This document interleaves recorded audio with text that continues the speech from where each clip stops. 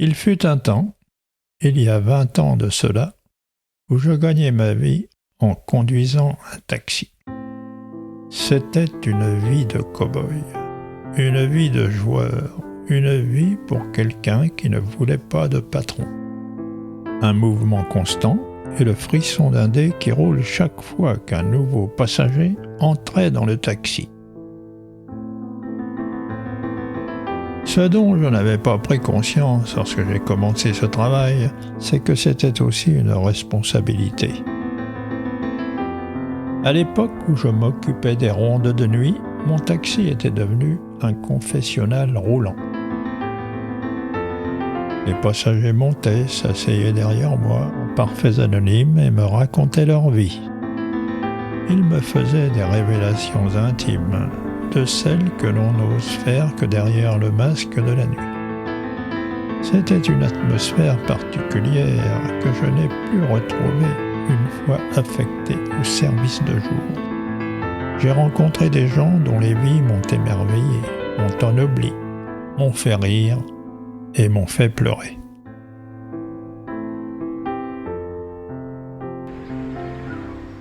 Et aucune de ces vies ne m'a touché plus que celle d'une femme que je suis allé chercher un jour d'été. C'était ma dernière course. J'avais répondu à un appel provenant d'une petite maison dans une partie calme de la ville. Il n'y avait pas de bruit. La rue semblait déserte. Lorsque j'arrivai à l'adresse, j'attendis plusieurs minutes. Personne ne se montrait. Dans ces circonstances, beaucoup de chauffeurs se seraient contentés de klaxonner 1 ou 2 fois, d'attendre une petite minute, puis de s'en aller. Le temps, c'est de l'argent.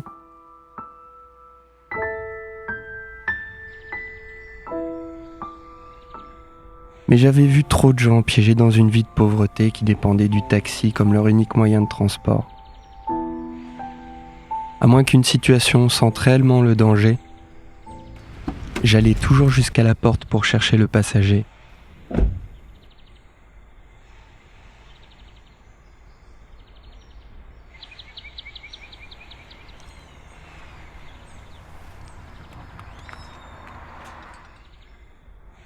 Ce devait être, pensais-je, quelqu'un qui avait besoin de mon assistance.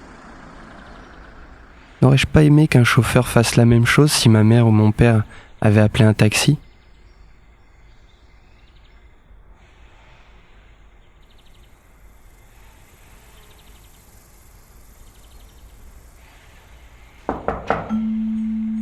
Juste une minute.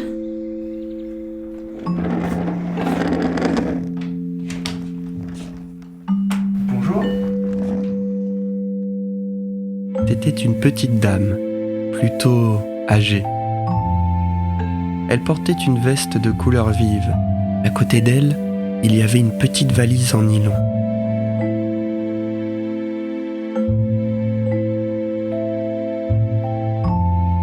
Les meubles étaient recouverts de draps. Il n'y avait aucune horloge sur les murs, pas de bibelot ni d'ustensiles sur les comptoirs.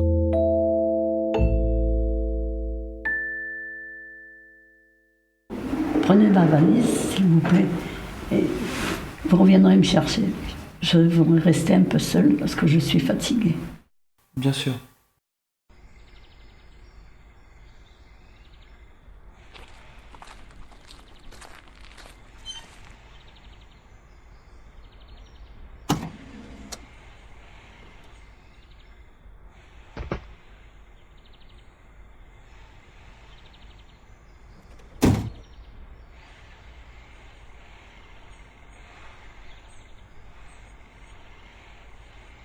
On y va ?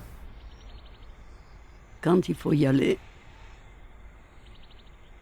Elle a pris mon bras et nous avons marché lentement jusqu'au bord du trottoir. Elle n'arrêtait pas de me remercier pour ma gentillesse.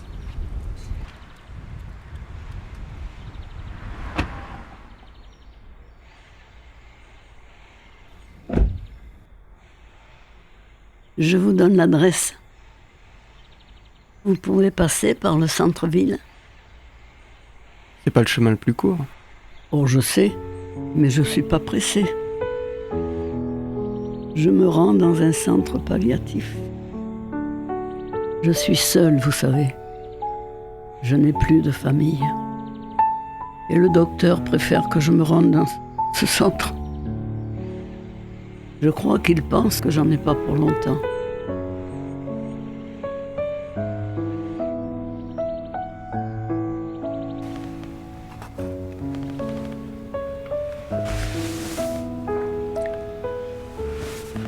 Par où voulez-vous qu'on passe ?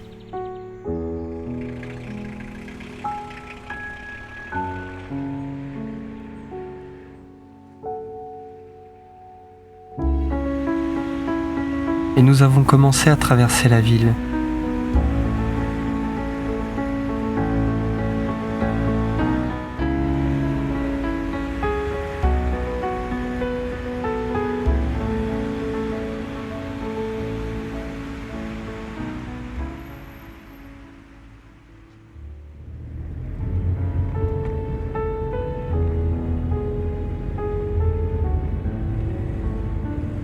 Tournez ici, s'il vous plaît.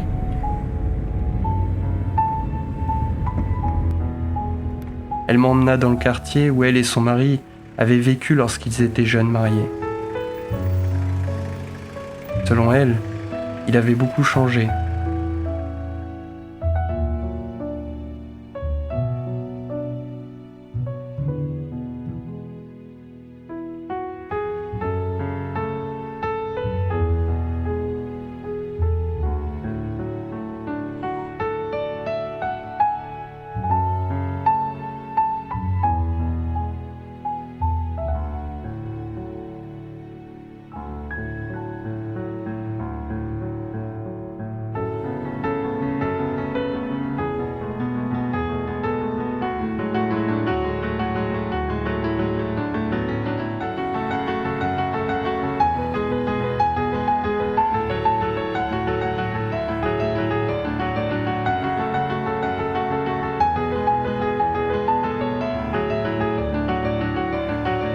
Elle me montra l'immeuble où autrefois elle avait travaillé comme opératrice d'ascenseur.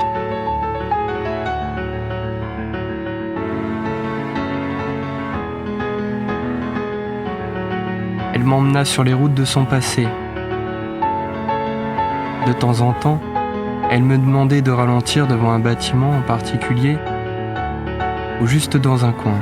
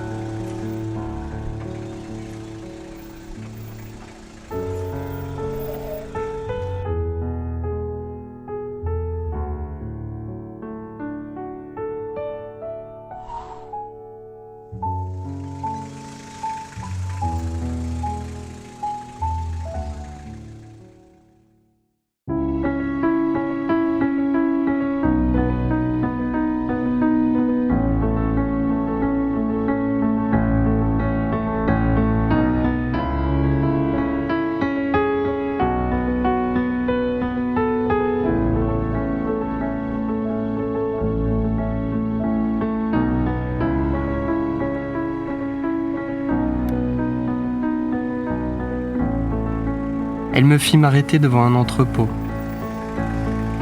Moi, je ne voyais qu'un simple dépôt de meubles. Mais pour elle, c'était bien plus que ça.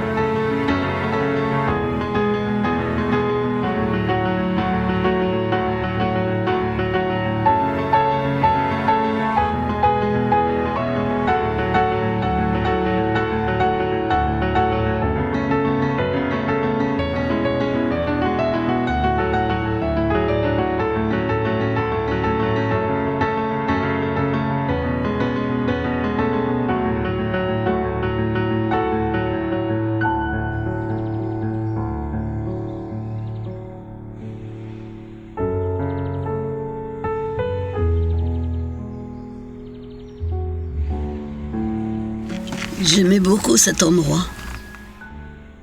J'y venais souvent pour y lire.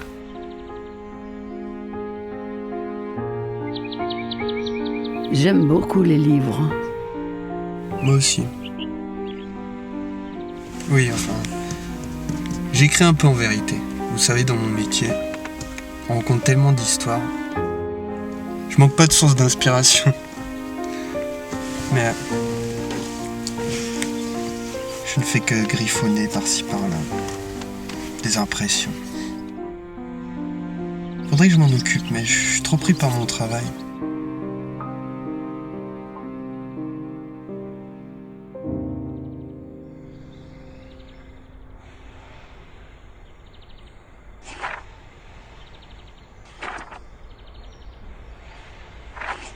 C'est dommage. Mais vous êtes jeune, vous avez encore beaucoup de temps devant vous. Vous devriez écrire.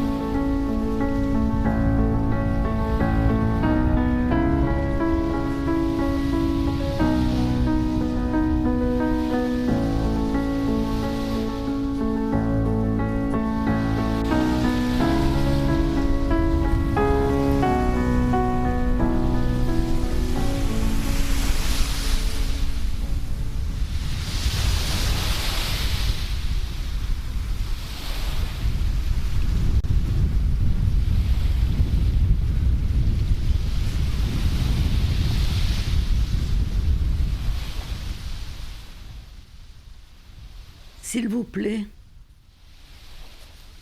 Je suis fatiguée. Partons maintenant.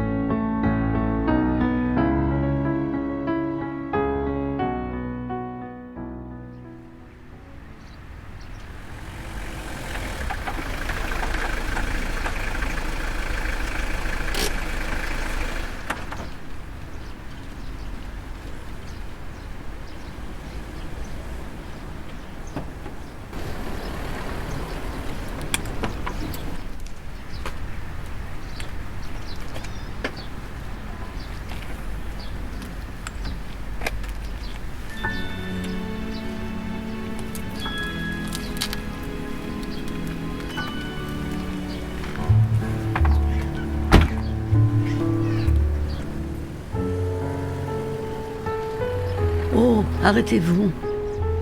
Tournez-vous, s'il vous plaît. Combien je vous dois? Rien du tout. Faut bien que vous gagniez votre vie. Vous savez, j'aurai d'autres passagers.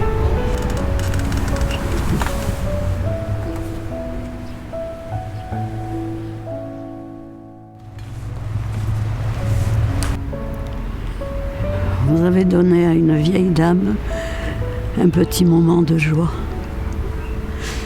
Merci.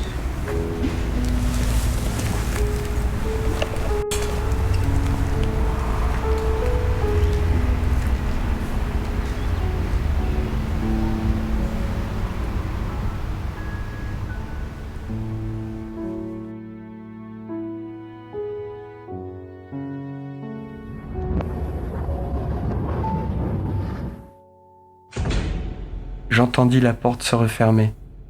Je ne sais pas pourquoi, mais je l'ai senti comme le bruit d'une vie qui se terminait.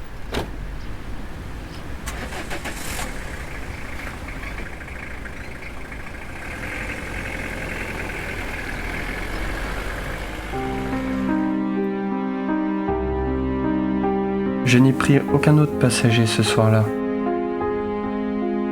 J'ai conduit sans but, perdu dans mes pensées.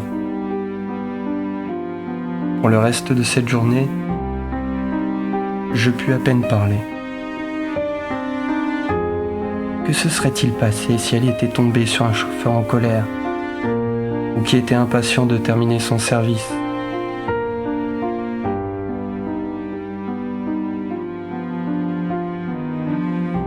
Que serait-il arrivé si j'avais refusé de prendre la course?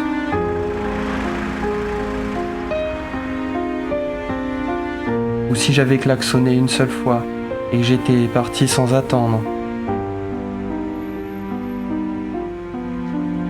Que serait-il arrivé si j'avais été de mauvaise humeur et que j'avais refusé de discuter avec elle?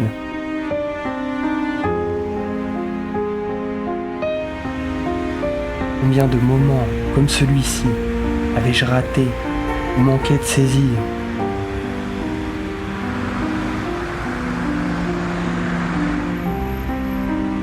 Nous sommes tellement conditionnés à penser que nos vies tournent uniquement autour de grands moments. Mais les grands moments arrivent souvent lorsqu'on s'y attend le moins.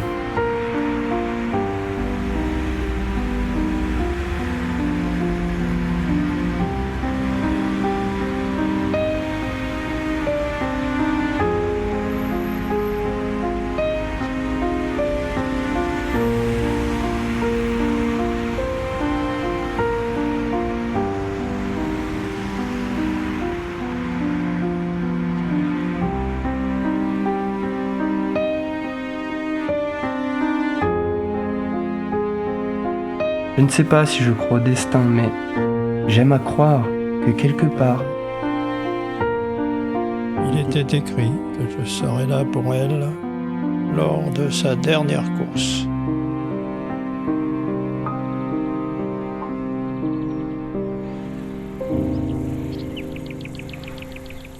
J'ai rarement fait quelque chose qui ait donné autant de sens à ma vie.